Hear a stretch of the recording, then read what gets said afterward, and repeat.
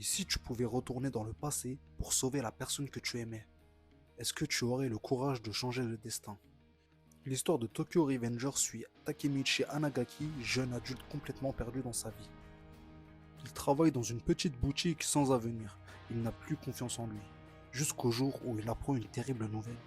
Hinata Tachibana, son ex-petite amie qui n'a jamais oublié, a été assassinée à cause d'un gang extrêmement dangereux appelé le Tokyo Manji.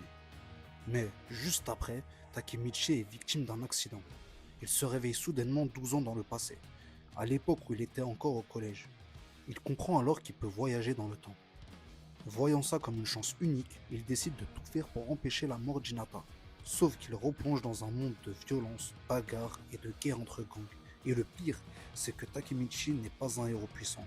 Il est faible, il a peur. Et il perd souvent ses combats. Mais malgré ça, il refuse d'abandonner.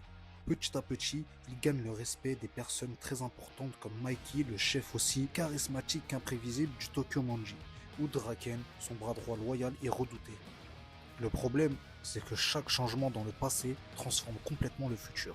Certains de ses amis meurent, d'autres deviennent des criminels, et Takemichi comprend que sauver une seule personne devra nécessiter de sauver tout le gang.